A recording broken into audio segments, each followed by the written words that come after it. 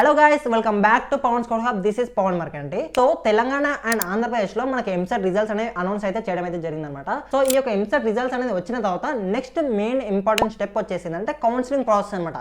ఎందుకంటే ఈ యొక్క కౌన్సిలింగ్ ప్రాసెస్ లో నువ్వు పార్టిసిపేట్ చేస్తేనే నీకు ఏదైతే ర్యాంక్ వచ్చిందో ఆ యొక్క ర్యాంక్ అని బట్టి నీకు ఏదైతే Telangana and Andhra Pradesh BTech college వాటిలో సీట్ అనేది అలాట్ అయితే చేయడం అయితే జరుగుతుందన్నమాట. అయితే ఈ యొక్క కౌన్సిలింగ్ ప్రాసెస్ లో మెయిన్ ఇంపార్టెంట్ స్టెప్ వచ్చేసింది అంటే సర్టిఫికేట్ వెరిఫికేషన్ అనమాట.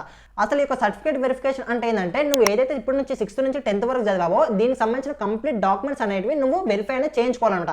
అయితే అసలు ఎటువంటి డాక్యుమెంట్స్ కావాలి, అసలు ఏ డాక్యుమెంట్స్ కావాలని మీకు అయితే కంప్లీట్గా ఒక డౌట్ అనేది ఉండొచ్చు అనమాట.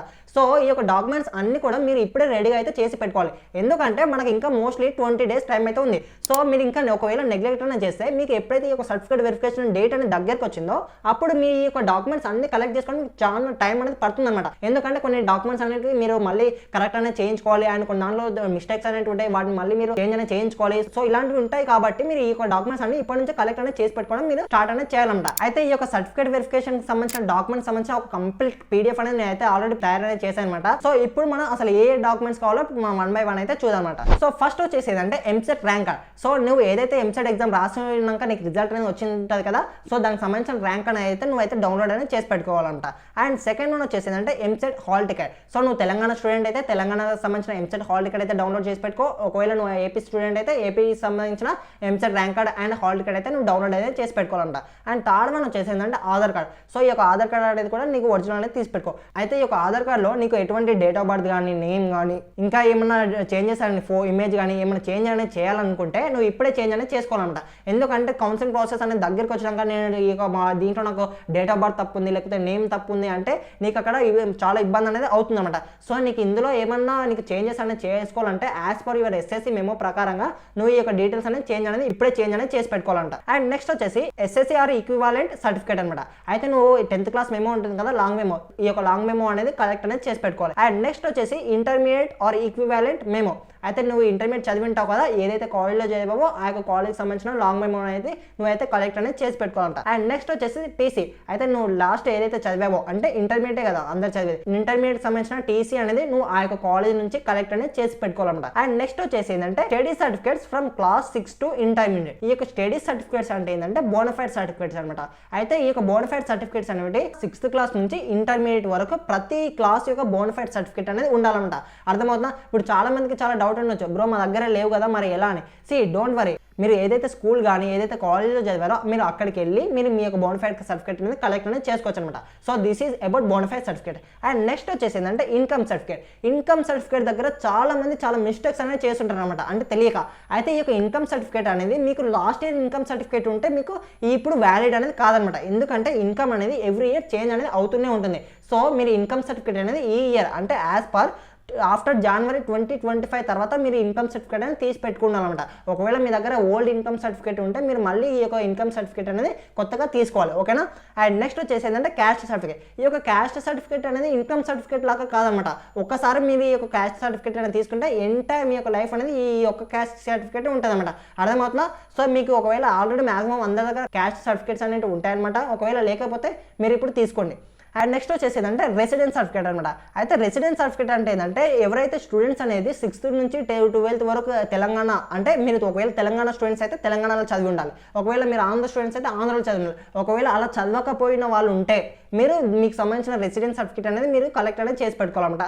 అండ్ నెక్స్ట్ వచ్చేసి local and non local certificate అనేది మీరు కలెక్ట్ అనేది చేసి పెట్టుకోవాలి. నాన్ లోకల్ అంటే ఏంటంటే ఎవరైతే లాస్ట్ 4 consecutive years అనమాట, అంటే లాస్ట్ 4 years మీరు మీకు సంబంధించిన మీ ఒక ఓన్ స్టేట్లో అంటే మీరు తెలంగాణ స్టూడెంట్స్ తెలంగాణలో చదవకపోతే మీరు దీనికి సంబంధించిన నాన్ లోకల్ సర్టిఫికేట్ అనేది మీరు కలెక్ట్ అనేది చేసి పెట్టుకోవాలంట.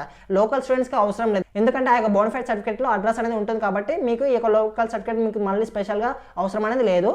అండ్ నెక్స్ట్ వచ్చేసి ఈడబ్ల్యూఎస్ సర్టిఫికేట్. ఎవరైతే ఈడబ్ల్యూఎస్ ఎలిజిబిలిటీ క్యాండిడేట్స్ ఉంటారు కదా, మీరు ఈ యొక్క ఈడబ్ల్యూఎస్ సర్టిఫికేట్ అనేది తీసుకుంటే మీకు కొంచెం రిజర్వేషన్ అనేది యాడ్ అవుతుంది అనమాట. అండ్ నెక్స్ట్ ఇప్పుడు స్పెషల్ కేటగిరీ స్టూడెంట్స్ గురించి అయితే మనం డిస్కస్ అనేది చేద్దాం. ఈ యొక్క స్పెషల్ కేటగిరీ స్టూడెంట్స్ ఎవరైతే ఉన్నారో, so like physically handicapped students కానీ లేకపోతే క్యాప్ స్టూడెంట్స్ కానీ ఉన్నారో మీరు మీకు సంబంధించిన సర్టిఫికేట్ అనేది తీసి పెట్టుకోవాలంట. సో మీరు ఈ యొక్క సర్టిఫికేట్స్ వల్ల మీకు ఈ యొక్క ఎంసెట్లో మీకు ఇంకా ఎక్స్ట్రా రిజర్వేషన్ అనేది యాడ్ అవుతుంది అనమాట. సో మీకు దీనికి సంబంధించిన ఏదైతే సర్టిఫికేట్ అనేది ఇష్యూ చేసే అథారిటీ ఉందో అక్కడ నుంచి మీకు ఈ యొక్క సర్టిఫికేట్ అనేది మీరు తీసైతే పెట్టుకోవాలన్నమాట. అండ్ నెక్స్ట్ వచ్చేసి ఎన్సీసీ లేకపోతే స్పోర్ట్స్ అండ్ మైనారిటీ సర్టిఫికేట్ ఉందో, ఎవరైతే ఎన్సీసీలో పార్టిసిపేట్ చేశారో, ఇంతకుముందు ఎన్సీసీ సర్టిఫికేట్ ఉందో, లేకపోతే ఎవరైతే స్పోర్ట్స్లో పార్టిసిపేట్ చేశారో like national level, state level, so దానికి సంబంధించిన సర్టిఫికేట్స్ అనేవి ఉంటే మీరు వాటిని కూడా కలెక్ట్ అనేది చేసి పెట్టుకోవాలంట. అండ్ నెక్స్ట్ వచ్చేసి మైనారిటీ సర్టిఫికేట్, మైనారిటీ స్టూడెంట్స్ ఉంటారు కదా, దానికి మీకు సంబంధించిన మైనారిటీ సర్టిఫికేట్ కూడా మీరు కలెక్ట్ అనేది చేసి పెట్టుకోవాలంట. ఇప్పుడు ఏదైతే ఈ యొక్క డాక్యుమెంట్స్ అనేది నేను చెప్పానో ఇందులో ప్రతిదీ కూడా మీరు చాలా జాగ్రత్తగా కూడా మీరు కలెక్ట్ అనేది చేసి పెట్టుకోవాలంట. అర్థమవుతున్నా? ఇందులో ఏ ఒక్క డాక్యుమెంట్ మిస్ అయినా మీరు ఎంసెట్ కౌన్సిలింగ్ ప్రాసెస్లో మీరు కంప్లీట్ చేయనట్టు లెక్క. అండ్ ఎంసెట్ కౌన్సిలింగ్ ప్రాసెస్ అనేది మీరు కంప్లీట్ చేయకపోతే మీకు వెబ్ ఆప్షన్స్కి ఛాన్స్ అనేది ఇవ్వరు. ఓకేనా? వెబ్ ఆప్షన్ ఛాన్స్ ఇవ్వకపోతే మీకు ఏ కాలేజ్లో సీట్ అనేది రాదు. ఓకేనా? సో ప్రతి డాక్యుమెంట్ కూడా ఇందులో చాలా ఇంపార్టెంట్ అనమాట. సో మీకు ఎటువంటి కన్ఫ్యూజ్ అనేది కాకుండా ఈ యొక్క పీడిఎఫ్ ఏదైతే ఉందో ఈ యొక్క లింక్ అనేది కూడా నేను కింద డిస్క్రిప్షన్ బాక్స్లో ప్రొవైడ్ అనేది చేశాను అనమాట. సో అక్కడికి వెళ్ళి మీరు ఈ యొక్క పీడిఎఫ్ అనేది డౌన్లోడ్ చేసుకోండి. ఏదైతే సర్టిఫికేట్స్ అని ఇక్కడ ఉన్నాయో ప్రతి సర్టిఫికేట్ కూడా మీరు చాలా జాగ్రత్తగా క్యారీ అనేది చేయండి. ఇన్కమ్ సర్టిఫికేట్ పెట్టుకోవడం కానీ ఇలాంటివన్నీ కూడా మీరు ఇప్పుడే కంప్లీట్ అనేది చేసి పెట్టుకోవాలన్నమాట. అర్థమవుతున్నా? ఈ యొక్క కౌన్సిలింగ్ ప్రాసెస్ దగ్గరికి వచ్చాక చేసుకుందామంటే ఈ యొక్క కౌన్సిలింగ్ డేట్ అనేది మీకు దగ్గరికి వస్తుంది కాబట్టి మీరు ఎటువంటి టెన్షన్లో ఏం చేయలేరు అనమాట. అండ్ ఈ యొక్క డాక్యుమెంట్స్ కూడా చాలా జాగ్రత్తగా ఒక ఆర్డర్లో పెట్టుకోండి. ఎందుకు ఆర్డర్లో పెట్టుకోమని చెప్తున్నా అంటే ఎప్పుడైతే మీరు ఎగ్జామ్కి పోతున్నారో అప్పుడు ఈ యొక్క ఆర్డర్ అనేది ఉంటే మీకు ఏదైనా డాక్యుమెంట్ అనేది మిస్ అయినా మీకు తెలుస్తుంది అనమాట. సో ఆ యొక్క సీక్వెన్స్ మిస్ అయితే మీకు ఎంబటే రికగ్నైజ్ చేసుకుంటారు కాబట్టి చాలా జాగ్రత్తగా ఈ యొక్క డాక్యుమెంట్స్ అనేది మీరు పెట్టుకోవాలన్నమాట. ఎందుకంటే ఒక్క సర్టిఫికేట్ మిస్ అయినా నేను మళ్ళీ చెప్తున్నా మీకు ఈ యొక్క ఎంసెట్ వెబ్ ఆప్షన్కి మీకు లాగిన్ అనేది పాస్వర్డ్ అనేది వాళ్ళు ఇవ్వరు. ఓకేనా? So this is very crucial step in TS EAMCET counselling process అనమాట. మీకు ఈ యొక్క ఎంసెట్ కౌన్సిలింగ్ ప్రాసెస్ సంబంధించిన కంప్లీట్ లాంగ్ వీడియో అనేది ఆల్రెడీ చేసి మన యొక్క యూట్యూబ్ ఛానల్ అయితే ఆల్రెడీ పోస్ట్ అనేది చేశాను అనమాట. సో ఆ యొక్క వీడియో అనేది మీకు చాలా హెల్ప్ఫుల్ అవుతుంది. రిజిస్ట్రేషన్ ఫీ కానుంచి ఇంకా లాస్ట్ మీకు కాల్లో సీట్ అయ్యే వరకు మీకు అసలు ఏమేమి స్టెప్స్ ఉంటాయి, అసలు ఏ విధంగా ఫాలో కావాలని ఒక కంప్లీట్ లాంగ్ వీడియో ఉంది. దాన్ని చూడండి. మీకు ఈ యొక్క కౌన్సిలింగ్ ప్రాసెస్లో ఎటువంటి డౌట్ ఉన్నా మీకు క్లారిఫై అనేది అవుతాయి అనమాట. అండ్ ఇంకా మీకు ఎటువంటి డౌట్స్ ఉన్నా కింద Telegram channel link and WhatsApp community link and otherwise మీరు డైరెక్ట్ కూడా నా కామెంట్ అనేది పెట్టవచ్చు అనమాట. So that's it for this video. Thank you. Thanks a lot.